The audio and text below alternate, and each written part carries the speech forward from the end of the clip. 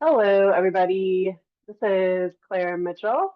I am the Education Coordinator for Florida Friendly Landscaping. I'd like to welcome everybody to our webinar today. I'm going to start us out with a little icebreaker. And our icebreaker today is how do you irrigate your landscape? And I'll go first. I irrigate my landscape. I only irrigate my raised vegetable beds, and I have it on micro irrigation and a timer. And the rest of my landscape just has to fend for itself. And it does pretty well because I planted some right plants in the right place. So if anybody else wants to share how they irrigate their landscape, you can go ahead and type it in the chat. We will see what people are doing out there.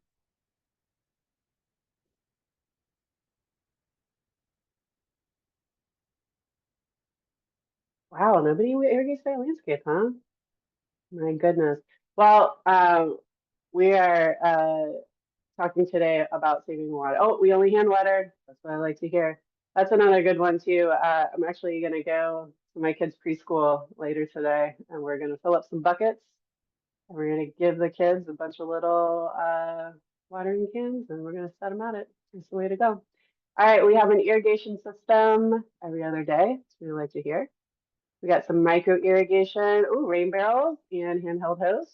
We have a rainbird and micro drip for plants and rotors for grass. What else? A hose when I can. There we go. All right, well, that's what we like to see. It does get a little more arduous in the summer. I will admit that the hand watering can be tough. All right, we got micro irrigation, mini sprinklers, and hand watering. Oh, cool. We got a weather-based irrigation controller. That's really important. We have these automatic irrigation systems. You got to have something sensing the water out there when it is raining that your system turns off. So that's what I like to hear. We got a water sprinkler twice a week when there's no rain, and water the veggies, and an irrigation system for other beds. Has anybody had an automatic irrigation system that they have turned off and now they just turn the system on manually? That's a big one. Lots of people have these irrigation systems that they is programmed to go like every day, but they don't know how to change it. So that's a big learning curve, is learning how to change your automatic irrigation system. Well, we got a lot of hand waterers out here. I love it. Well, everyone. Okay, I'm gonna go read a couple more because I'm so interested. We have program for once a week, and we'll turn it off for the week if it's gonna rain. I love it. No one is allowed to water every day. That is true. It's supposed to be, most counties have a irrigation restriction program where you're supposed to water every other day. But does everyone follow it? That's the question. All right, I'm going to go ahead and get started, everyone. Thank you for all of your responses. Um, Welcome to our webinar today. This is a Florida Friendly Landscaping series, and we give it every third Tuesday of the month at 11 a.m. So I'm Claire Mitchell, and I am the statewide education manager for Florida Friendly Landscaping. And today we have Dr. Nick Taylor to speak with us about the H₂O Save program. So right now, your microphones are muted. If you have any questions, you're going to type them in the Q&A box, and the chat box is going to be closed. So we will answer questions at the end of the presentation, and we might be able to answer some of them during the presentation if we can, if it's just a general FFL question. So please stick around till the end of the presentation. We're going to have an exit survey, and it lets us know the kind of programming you'd like to see from us, and it lets us know how we're doing. Our next webinar will be on May 20th at 11 a.m. and we'll be joined by Dr. Taylor Clem. He's the County Extension Director at Nassau County. And we will be having a talk about connecting HOAs and their residents. Okay, so today we're talking with Dr. Nick Taylor. He is the State Specialized Extension Agent with US IFAS. He leads the H₂O Save program, and this provides data analysis tools and insights to help regional utility providers and stakeholders enhance water conservation efforts across Florida. So Nick, thank you so much for joining us, and take it away. Hi. Thank you so much. Okay. All right. Today we're going to talk about optimizing water conservation. That's what I do. I work with local governments, utilities, water management districts, anyone who's um, trying to conserve water in Florida. We're working with them, trying to help them do the best job they can. So we'll start off with a little bit of background. Um, in 2023, population of Florida was 22.6 million. Um, and we used 6.8 billion gallons of water per day. And this is the crux of a lot of the issues we're seeing. Florida's population has continued to grow by about 1,000 people every day since the 1980s. That's been a pretty solid trend. And obviously, as the population increases, the amount of water we're using increases. And we're going to dive into some of those details and how we can maybe turn that around. So I hope you all have seen this before. This is the Florida 2070 report done by the Florida Geoplan Center here at UF and Thousand Friends of Florida. And basically on the left-hand side, you see what the population was like in 2010 at the baseline. And then on the right-hand side is the projection of developed areas in 2070. So we can see the vast growth. I'm sure that you all see it in the areas where you live. Rapid growth, mostly suburban.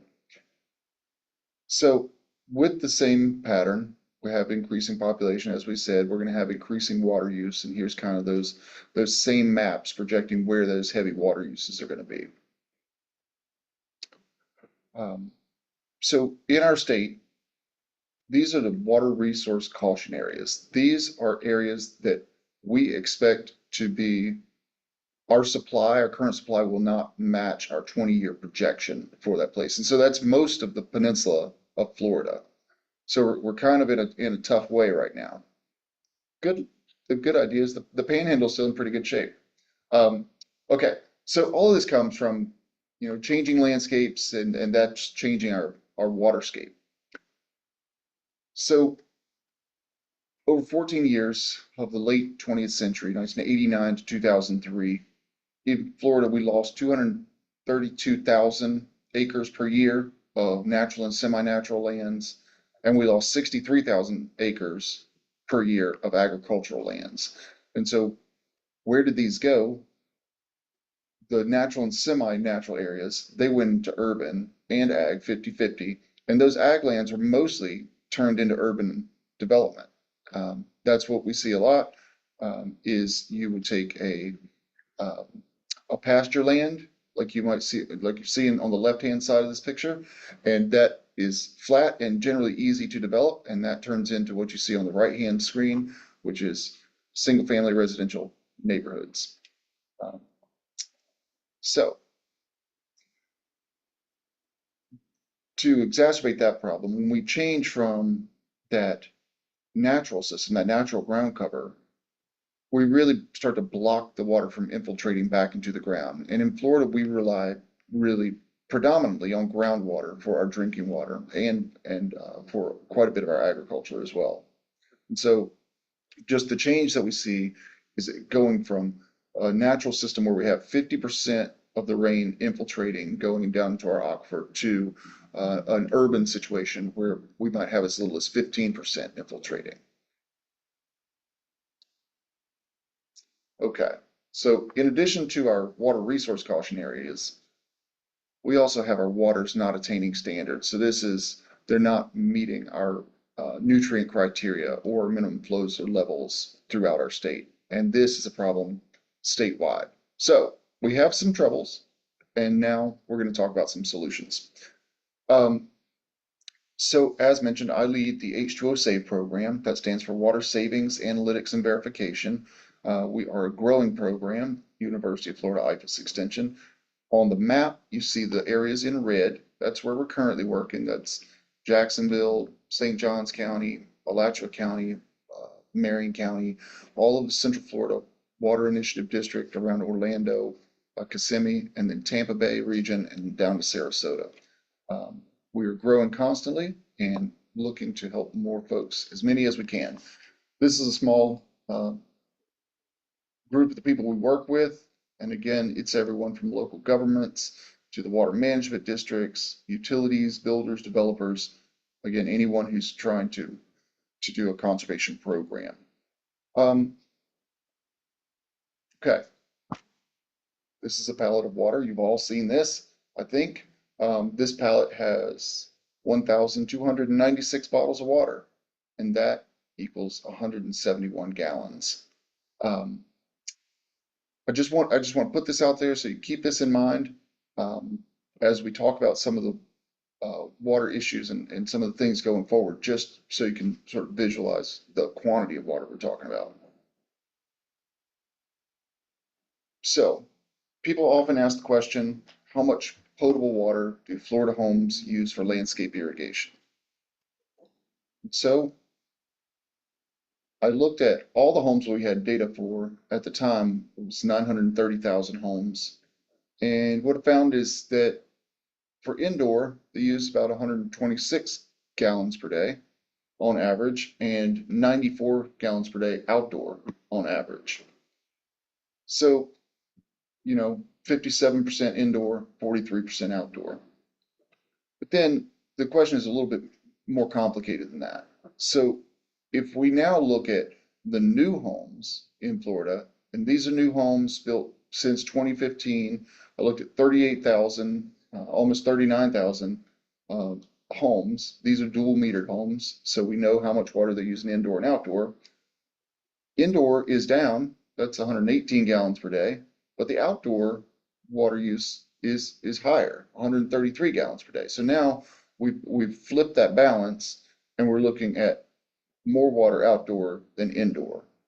And if we take it a step further, we ask the question about potable water, but if we turn our attention to maybe reclaimed water, we see that it's even more different. So again, 27, almost 28,000 homes built since 2015.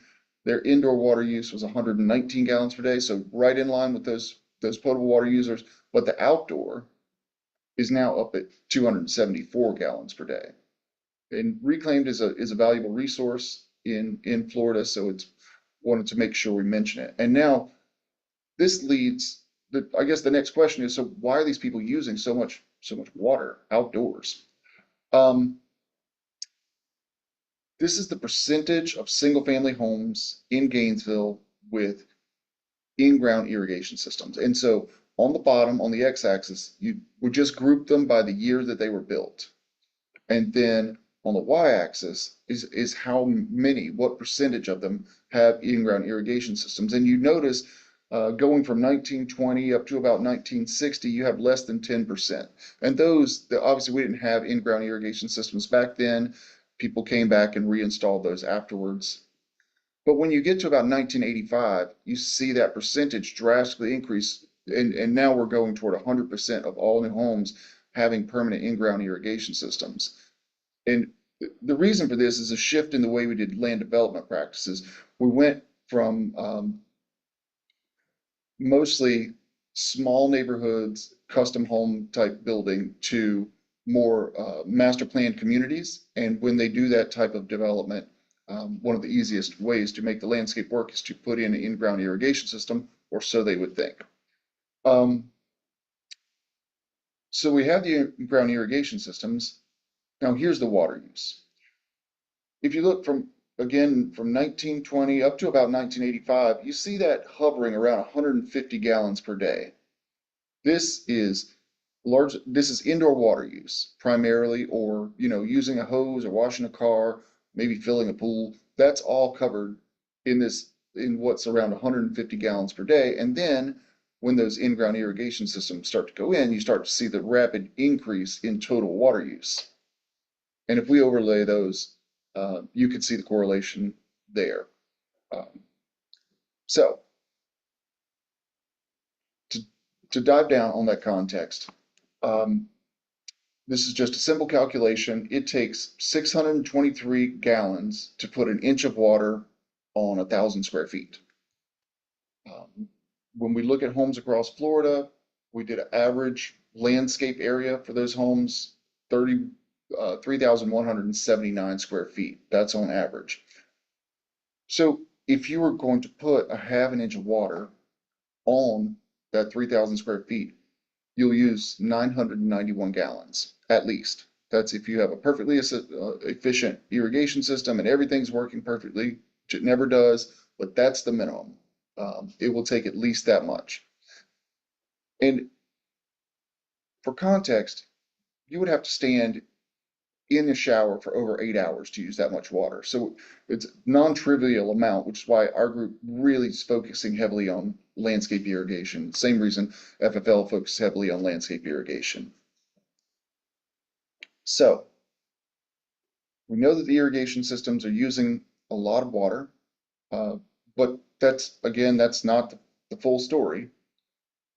There's a lot of variability. This is a neighborhood that I know well. It's here in Gainesville. Every home in this neighborhood has an in-ground irrigation system, and yet the water use can be drastically different. And these are color-coded, with the dark green being around 150 gallons per day, all the way up, or less, and all the way up to the bright orange red ones that are at 1,000 gallons per day or more. And so as you look around this map, you can find where there's the green ones beside of the red ones. And these homes are very similar. The landscapes are very similar, yet the water use is drastically different.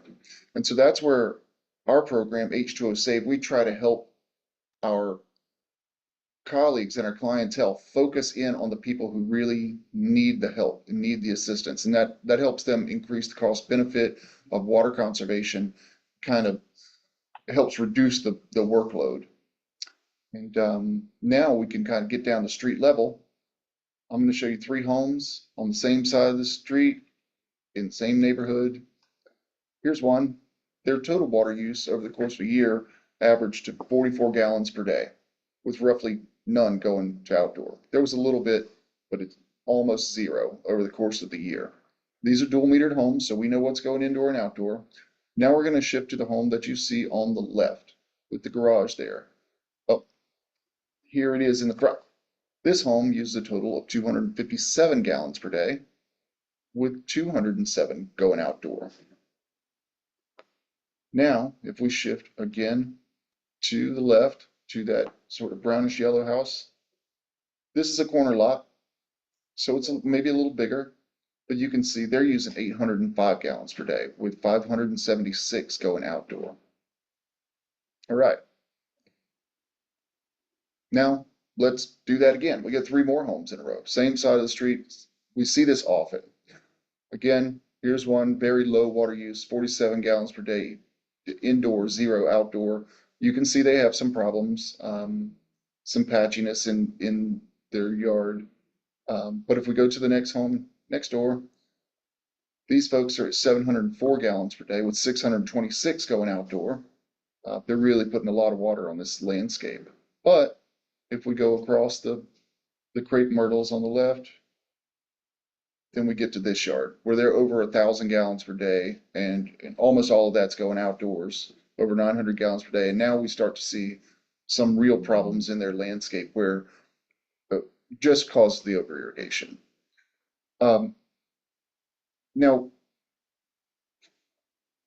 with IFAS Extension, our goal is to help these folks. These folks, obviously, they care about their landscape. They care enough to irrigate it, to maintain it, and they probably really want to have a nice looking landscape. And this is where we can come in with FFL principles, practices, with help. This is probably just a timer reset. They're just irrigating too long and too frequently. Going in to help them reset that irrigation timer and get back on track does much better for their landscape and much better for our water supply. So that's kind of where we try to focus. Okay. I did some other interesting math that I think you'll like. I just was thinking about the potential impact of reducing irrigation by 1 cycle per week. We already talked about 1 cycle for your irrigation system, on average 991 gallons. So if you watered as often as you could, under the water restrictions of the Water Management District, that would be about twice a week. That would put you at about 8,000 gallons of water outdoor.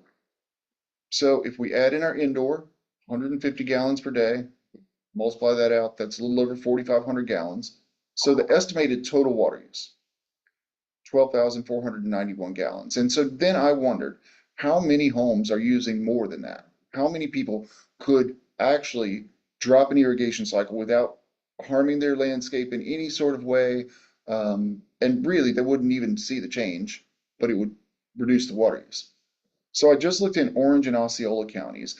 That's the Orlando, Kissimmee area. And I found 40,000 homes that were using more than that. This is 39 million gallons per week if they just skipped one irrigation cycle with a total savings of 5.6 million gallons per day. And that's a non-trivial amount for our utility partners and our water management districts. And so I guess my point in all of this is that we have a system here, we have some easy changes that we can make from a low-hanging fruit aspect to really drive down water use and really get away from that constant increase that we saw back at the beginning. So we're going to turn our attention. Well, I normally evaluate programs to help utilities understand sort of what's been the impact of what they've done, how they might be able to change that going forward, and then I try to share that information with the other utility partners. And we're going to be turning our attention, we're already going in that direction, but we're in the process of evaluating the impact of regulations. And this is irrigation restrictions, water budgets, irrigation system design, it's like Florida Water Star, rainfall shutoff devices like smart irrigation controllers, and then the impact of landscape design like Florida-friendly landscaping. And we're looking around the state to see where those have been implemented and what we can evaluate and how we can tell if they're working, how we can find out what's working best, and then provide that feedback for others. Now, that was a lot, and now I would love to open it up for some questions. If you have any questions, I haven't looked at the Q&A box yet. There we go. All right. First question I see is how many of the in-ground irrigation systems are connected to wells versus municipal water? Okay. All of the ones that I talked about today are connected to the municipal water. There are some, I completed a recent study for St. John's and Swanee River Water Management District because they were concerned about the wells as and maybe the impact there. And what we found is actually really pretty low number of wells in Gainesville, Alachua County compared to what they thought. And I know that it gets some attention. We do have a neighborhood in our town that actually actively encouraged new people to put in wells when they moved into a new home. Some did, some didn't. But I think in general, it's a smaller portion of the problem. I'm not saying it's not a problem, but it is a smaller portion. All right. The next question we have, does the increase in water use over time take into account water from wells? All right, we're on wells. This does not take into account water use from wells, and I'm going to go all the way back up to that slide. This is municipal public supply water from Gainesville Regional Utilities. I will tell you that we find this same trend in every utility territory that we look at. There are a couple of them that have some pretty good programs in place, and we're starting to see it trend level off, if not come down just a little bit. Toho Water Authority in the Kissimmee St. Cloud region is really doing a fantastic job. So thanks, Toho. Yes. Okay. Next question. Why don't municipalities bill for water based on usage? I analyzed my $70 per month bill in Manatee County, and about 63 of it was set fees and charges, and only 10% of the bill is based on usage.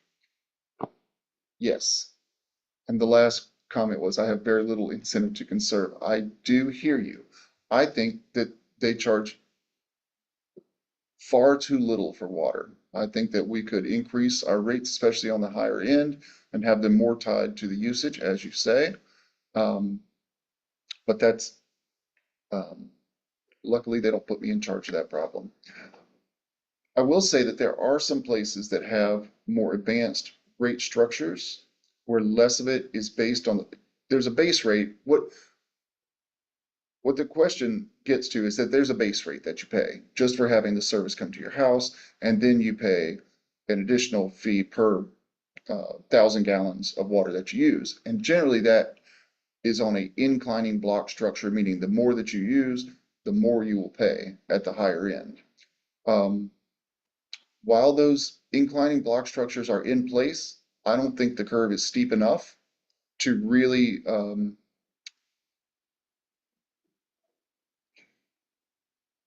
deter people from overusing water. There are some scenarios where people have very high water use, so they have a leak, and that can cost a lot. But when we get to higher irrigation, it can really be a matter of, $20 a month, and many people don't seem to care that much about that particular financial incentive.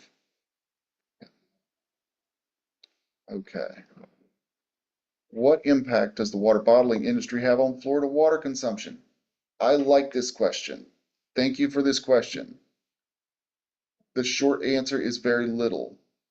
So you all may or may not know that here in Alachua County, we do have uh, a water bottling company. They have a consumptive use permit for about 1 million gallons per day, and they pay almost nothing for it. Now, is it a problem? Absolutely, it's a problem. From all of the plastic bottles to all that stuff, they shouldn't be taking any water out of our springs.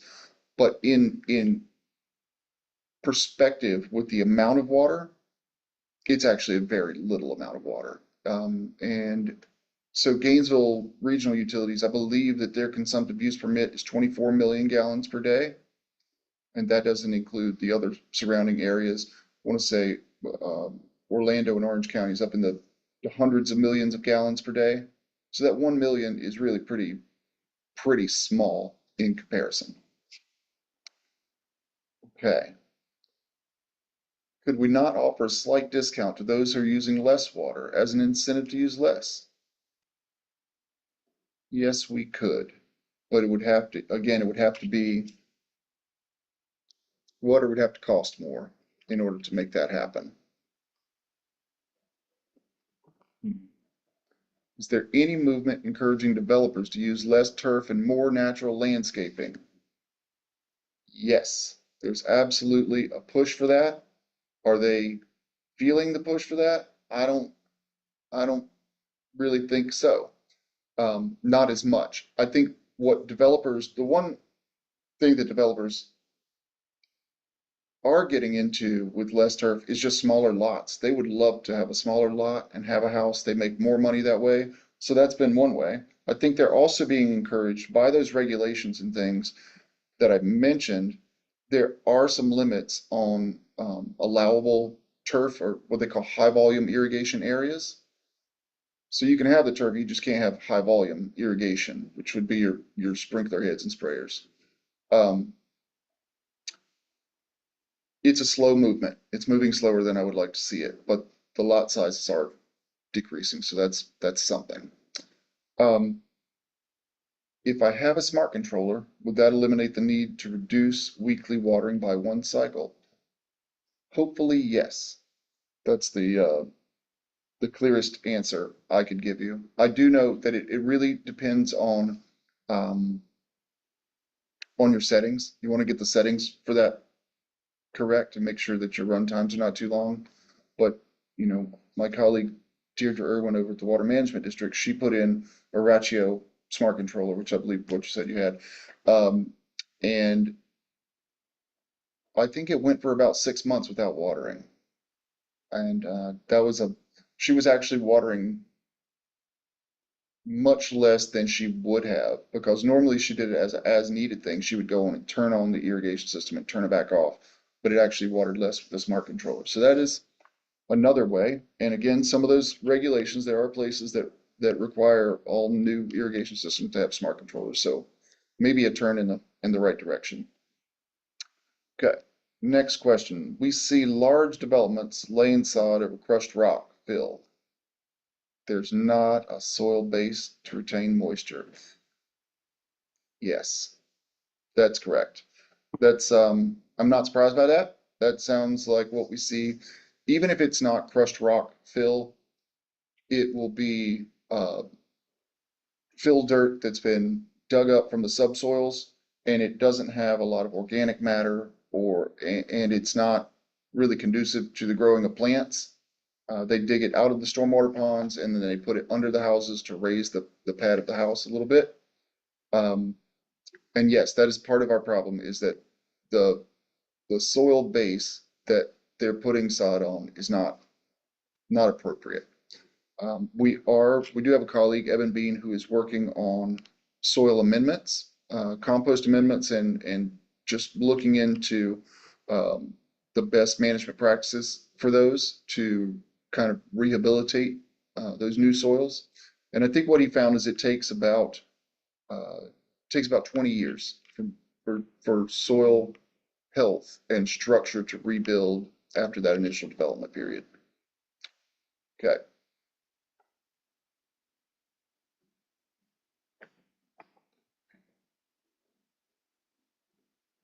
Next question I see, how does the demand of HOAs affect water usage in the look of your yard?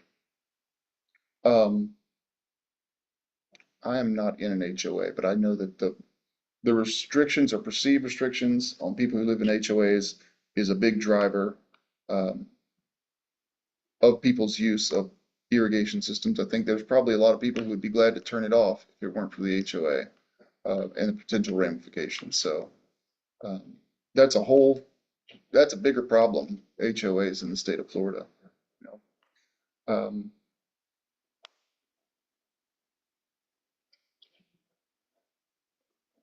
How beneficial is it to retrofit a house to a gray water system?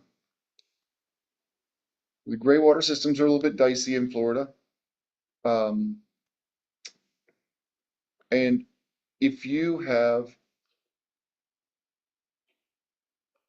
a very conservative pattern of water use and you're not using a ton of water, and you're not regularly irrigating your landscape, you're probably in a really good place. And I think with the cost of water, it would take you a very long time to recoup the cost of a gray water system. Okay.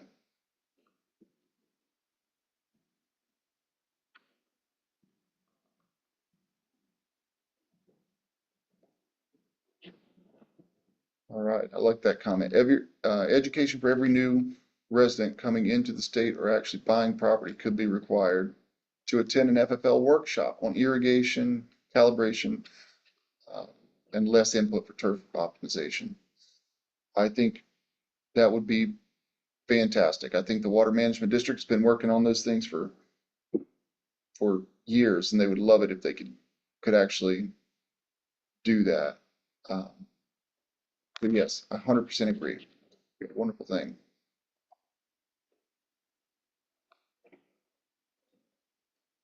Hmm. Right. Barbara says it might be interesting to compare these types of studies, rates of water use, with Monroe County, where the cost of water is much higher. Um, it might give some idea on how cost impacts use. Yeah, I like that. Monroe is the Keys, right? Am I correct about that? I think so. Um, yeah, I think there was some rate impact studies that have been done quite a while back, and that's what a lot of the utilities base their rate setting on. That's one of the things. But I think that some of that price elasticity might have changed over the years as our economy, with inflation, higher prices, and things like that, might make the water look even cheaper.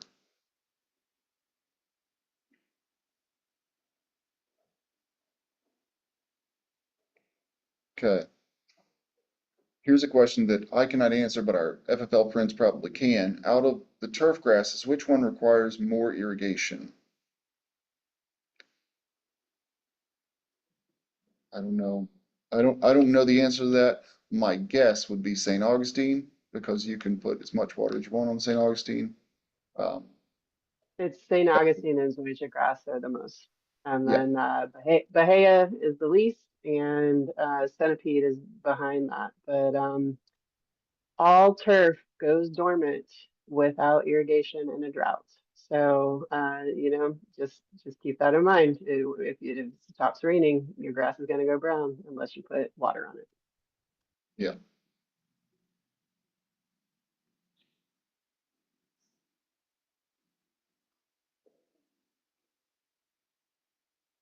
What percentage of water does industry use? I heard they use over 90% of the water. Depends on which industry you're talking about, but public supply and agriculture are the vast majority of water use in the state. And so it just depends on, and generally large industries would be on their own wells, and that accounts for a smaller portion.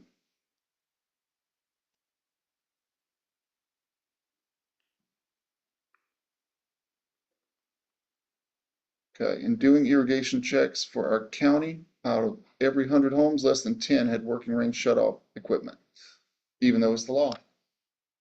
That is right in line with what I've heard from other people who do irrigation evaluations. That is what Dr. Duke's research, if you all are not familiar, Dr. Duke's is an irrigation specialist and the director of the Center for Land Use Efficiency. And he's been studying irrigation for many, many years. And what they found is basically the rainfall shutoff devices, the expanding disc things, they only work for about 6 months without regular maintenance. So there's a long way to go in just rainfall shutoff devices. Um, when we give advice to utilities and we identify these high users, we generally um, recommend four things. The first thing is to check the irrigation timer and reset that.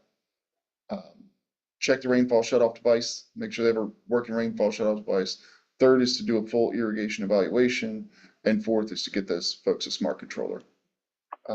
That's our general recommendations.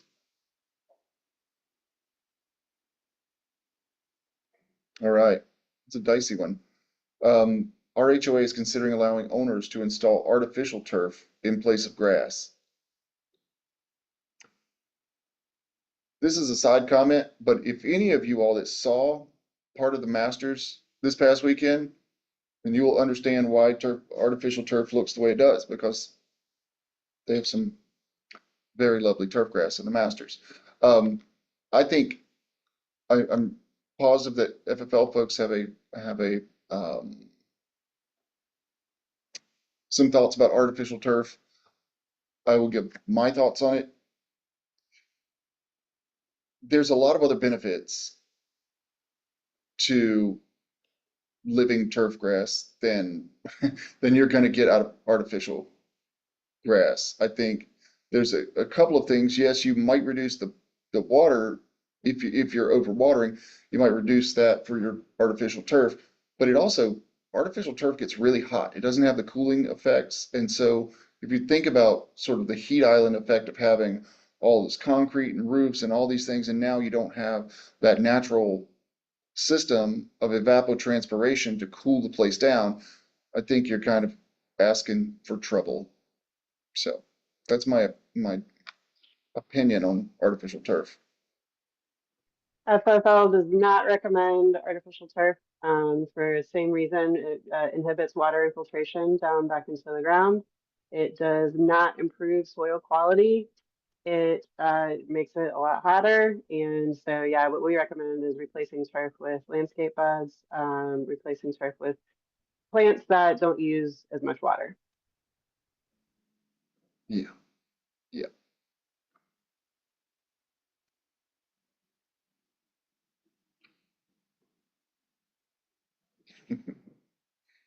Okay.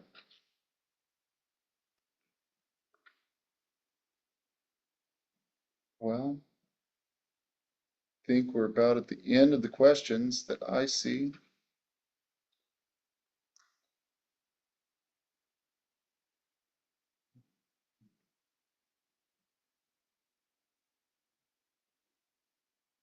Okay.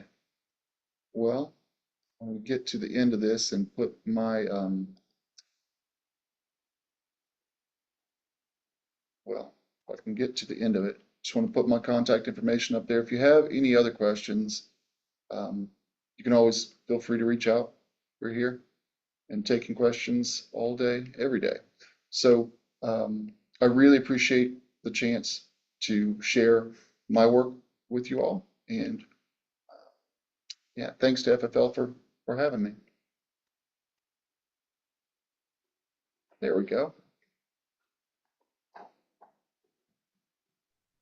And thanks so much to Dr. Taylor for doing our presentation today. We really appreciated it.